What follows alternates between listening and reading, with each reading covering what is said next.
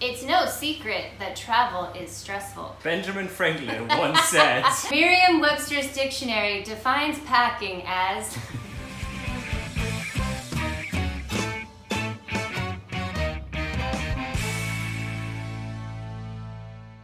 Hi guys, welcome back to Carry On Baggage. Today's video is going to be 10 packing tips that every other travel blogger gets wrong. This is part one of a two-part series on my favorite topics in the entire world, packing for traveling. Originally, I was just gonna make one video, but because I had so much content, I wanted to split it into a top 10 tips and a end-to-end how-to packing process tutorial. Why am I qualified to talk about this? I'm a digital nomad, essentially living out of a suitcase. I worked at Airbnb for 6 years and picked up a lot of insider intel. And my superpower is creating order from chaos and automating and optimizing everyday experiences. Last thing I'll say is I have a shit ton of tips on this particular topic, but for this video, I decided to focus on ones that I think solve the most universal problems that everybody generally has, and ones that I didn't see any other travel bloggers blog about, or that they mostly get wrong. So I hope you find this helpful. Let's just dive into the tips. Number one. Tip number one. Get packing cubes designed for your actual bag.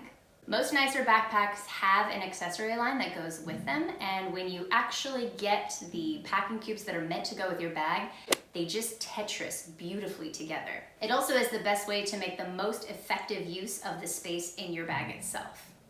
Tip number two, get packing cubes with rigid sides. If you can, if you have the option, packing cubes that have rigid sides have this wonderful dual purpose of becoming drawer organizers when you get to your destination. And it cuts down on the time you have to pack and unpack because you basically don't have to take anything out of the packing cubes at all. Bonus benefit, if you're nomadic like me, we actually use our packing cubes as drawer organizers wherever we live. And it has this super helpful quality of making sure you don't buy too much stuff because you can only fit a specific amount of clothes in each packing cube, and so it keeps my minimalism in check.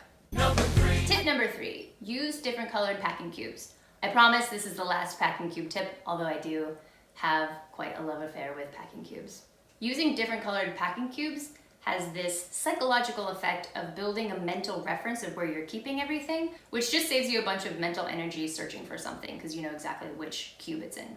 Tip number four, leave space in your suitcase. Okay, here's where I'm gonna talk a little bit of shit about other travel bloggers.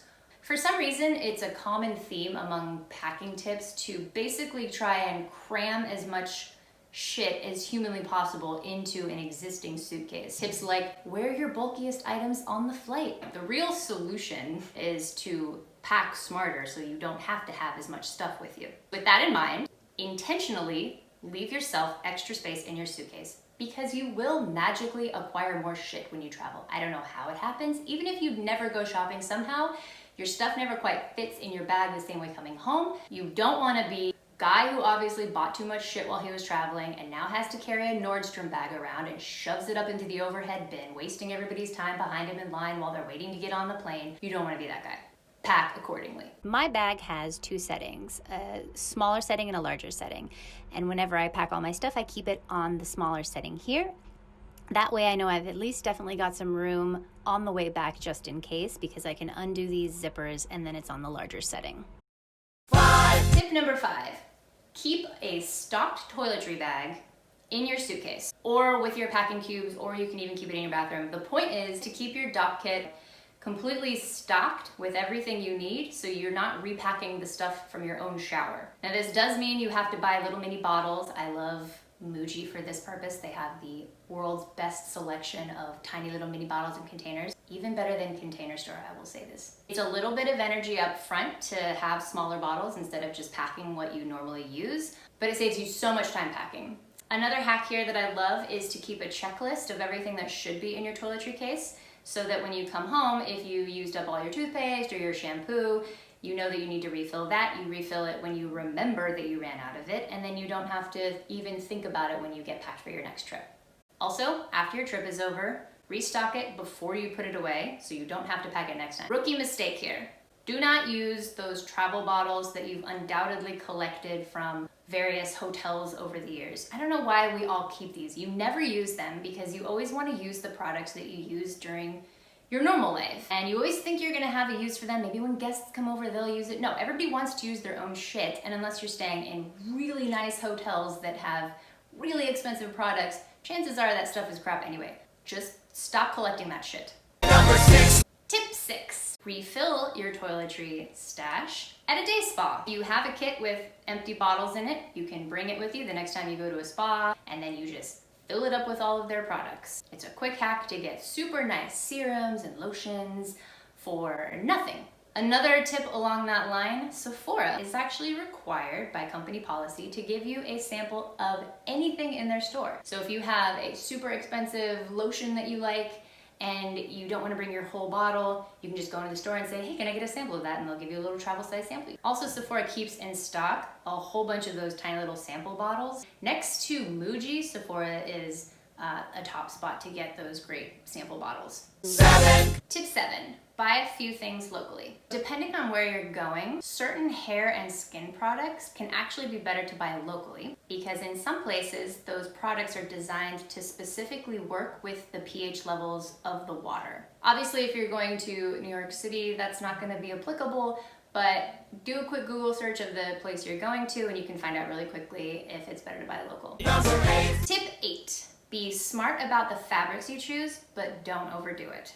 Okay, for some reason, every travel blogger in the world talks about things like smart wool and convertible quick dry hiking pants, and it's great if you're actually going hiking, but there's this huge rookie mistake I see, and you know who I'm talking about. It's the tourists that look like they're hiking the Appalachian Trail when they're just walking around a market in Bangkok, which has, you know, better transit than San Francisco. I feel like the caricature of a tourist used to be like a guy in a Hawaiian shirt with socks and sandals. The new caricature is like people that dress like they're going hiking when they're walking around a city. Don't be that guy. Don't overdo it by going full on REI. Real talk, cashmere is the single best travel fabric.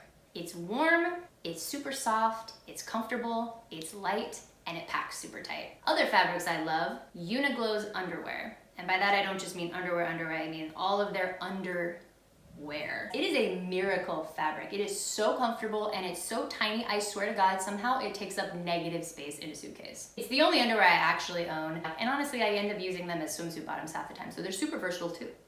Number 9. Tip 9, use my patented 2-bag system. Okay, this took me a long time to figure out because backpacks are over-engineered. They have like a million pockets that are designed to keep you organized. Whenever you watch those videos of them demoing the bags, they show them putting like passport here, water bottle there, wallet here. The problem is you can't get to that stuff easily when it's on your back. So every time you need to take out your wallet to pay for something, you have to take your backpack off. And I could never quite figure out how to best solve that problem until I just started bringing 2 bags. This sounds overly simple, but by 2-bag system, I mean everything that you're not gonna need in transit goes in your backpack.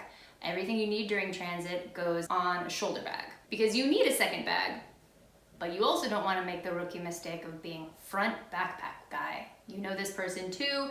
They obviously had the same problem, but the way they solved it is they wear a little mini backpack on the front. If he's not wearing convertible, quick dry hiking pants, he's probably wearing those elephant pants that you get in Thailand. I don't know why I'm talking about Thailand so much. Don't be front backpack guy. Backpack, shoulder bag. Quick editorial note here. I've definitely done all the things I've made fun of people for doing in this video. Front backpack, hiking clothes, and I definitely owned a pair of those elephant pants when I was in Thailand. Just couldn't let this video go out without acknowledging my own hypocrisy. Number 10. Tip 10. Pack yourself an airplane picnic.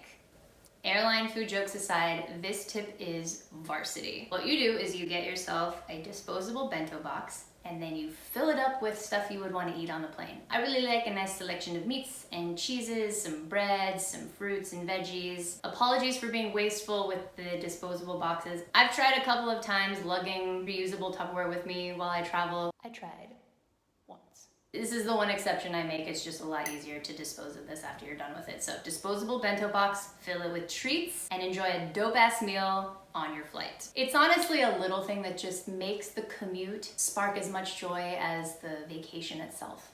So that's it. Thanks so much for watching. Be sure to check out part 2 of this video where I will go over my end-to-end packing process. If you like this video, be sure to check out carryonbaggage.com and be sure to subscribe. I put out new videos every Tuesday. See you guys in the next video.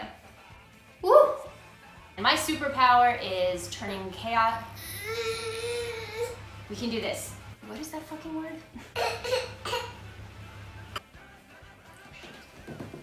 So you maybe need a new diaper? And my superpower, whoops!